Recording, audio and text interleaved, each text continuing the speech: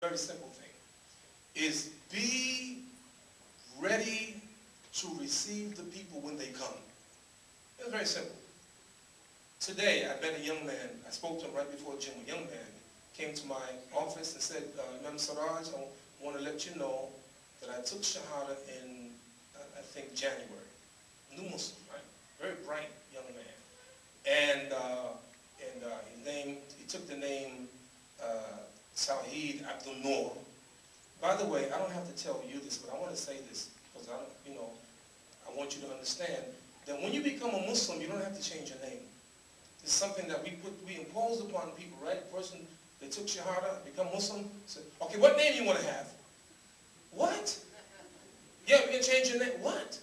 So people think, new converts think you have to change your name. You don't have to change your name. And the Prophet, peace and blessing be upon him, only change your name if your name had a bad meaning. If your name don't have a bad meaning, you can keep your name. It's okay, right? But he took the name Tawheed Abdul Noor. How you become Muslim? And this is the thing. You know how you became Muslim? Through the MSA. Yeah, now, unfortunately, it wasn't this MSA. But that's all right. That's an MSA. Same. But actually, a Hunter College.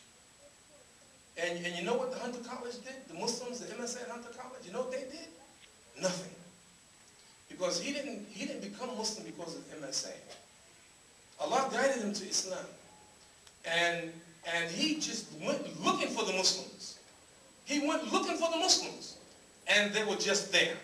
So if you just be there, be a Muslim, act like a Muslim, be there, and you'll be surprised the impact that you have.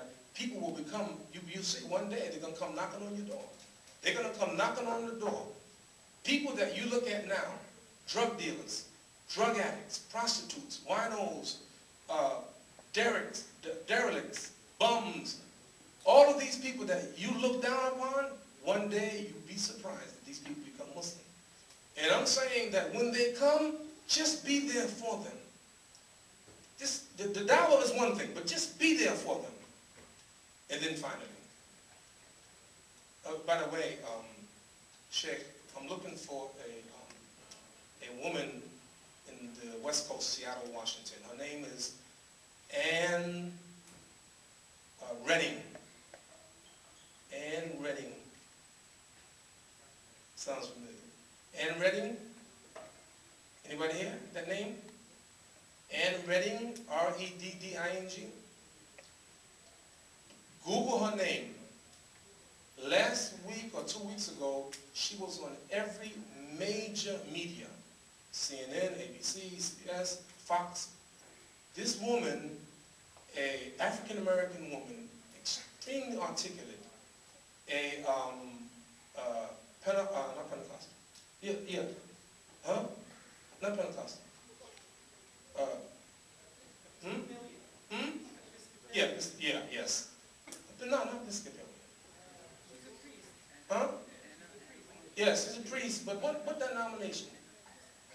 Well, anyway, she's a priest. I forgot the denomination. Seattle, Washington. Well, she was a priest for 30 years. She took Shahada. No, not Baptist. Not Episcopalian. Okay, that's right. Okay, now let me tell you something. But hold. Now listen, we interrupted your takbir, so you can say takbir again. All right, good. All right, good. But let me tell you something. After she took Shahada, she went on explaining why. She didn't give up her faith. She didn't give up Christianity, right? And she didn't give up her position as a priest. They defrocked her. They did what? Defrocked. What does that mean? Yeah. They said you can't be a Muslim and be a priest at the same time. So this woman, very, mashallah, and I sent word to one of the imams that I want to talk to her because I know people be pulling her. So we have to be the imam. We have to help her with her struggles. So what I'm saying is that be there. People are going to come. They're going to come knocking on your door. Be there, be ready, MSA. 1979, the MSA did not exist in the school that I went to.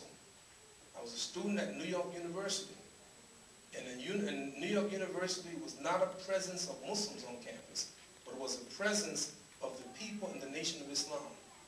And the people of the Nation of Islam proselytized me, and I joined the Nation of Islam in 1969.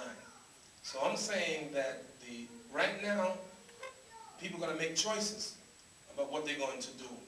And I'm saying let the MSA be there. Finally, in my conclusion, you all right? Everybody's good? You cool? You look like you hungry. You look like you hungry, man. You see the way you're looking at me. Like you better finish this talk, man. I'm ready to get down. Let me tell you something.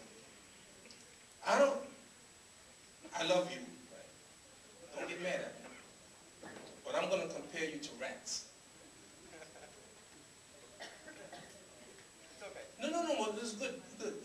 It's New York rats. Now there's a difference. In New York, we have the super rats. Seriously. The rats in New York are big. I don't know about New Jersey. Not like New York, not like our rats. Can I be honest with you, right? We're gonna get some cats to run the rats away, not in New York. You put a cat in front of a rat and they do the moonwalk. You know the moonwalk? Jackson's moonwalk? Like, I can do that too. And I'm saying, serious. Honestly, those cats don't want nothing to do with those rats. Why are those rats so big? Now, I met this wonderful family. What's the young brothers I met? The tall brothers. Your dad, this is the dad, yeah, that's the dad. Where are the three sons? Three sons. Wait, raise your hand. Could you stand up for a second? Just stand up for a second. Yeah, look, come on. Stand up. Oh, yeah, there you go. Come on. Right? Mashallah. Dad, may Allah bless you. But I'm not giving you all the credit. No. I'm telling you who I'm going to give the credit. Some of the credit too, right? Of course your wife, of course. Right? Your dad, your mom, your mom. Yeah, of course, right? But let me tell you something. You know why the rats are so big in New York? Almost. They eat McDonald's. They eat Kentucky Fried Chicken. They eat what we eat. Now, this is not to say you guys eat that. But I'm talking about processed food. Let me tell you something, brothers and sisters. The Prophet, peace and blessing be upon him, is so deep as a teacher. Wallahi, he is so far above us as a teacher that we miss some simple things, he says. I'll give you one example. He said, by the way, I was at the clinic, Sheikh. I was getting treated, right? And every day I would come and I would have my books, right? Everybody knew, right? And in the place, about room for about 30 people. These are patients being treated for cancer, all kind of treatment, right? And I would sit in one chair because I could put my books down. And for some reason, everybody knew that was my chair. Real seriously. One day I came in and somebody was sitting in my chair. And the person said, no, that's his chair. So the person actually got up to let me sit in that chair, right? So now, this day, I'm sitting in the chair, right, waiting for my treatment. I do the same routine every day. I got my books, I got the Quran, I got Hadith, and I'm reading. And by the way, my doctor told me that one of the things that made my treatment so good, so successful, he said, was my attitude. All the doctors, the technicians, they said the same thing about the attitude. What attitude did I have? I had the attitude of a Muslim. I had the attitude of a Muslim. Alhamdulillah. It's in the hands of Allah. Whatever it is, it's in the hands of Allah. So I'm reading now, and I read a hadith. And I'm telling you, brothers and sisters, I'm telling you the truth.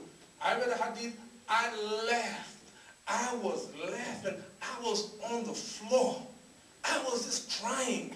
Everybody looking at me. I'm crying. I'm laughing. Everybody looking at me. It's a hadith that I read. It's so funny. And every time I thought about it, I start laughing again. Let me tell you about the hadith. You're not going to find it funny, but Sheikh, wallahi, to me it was funny.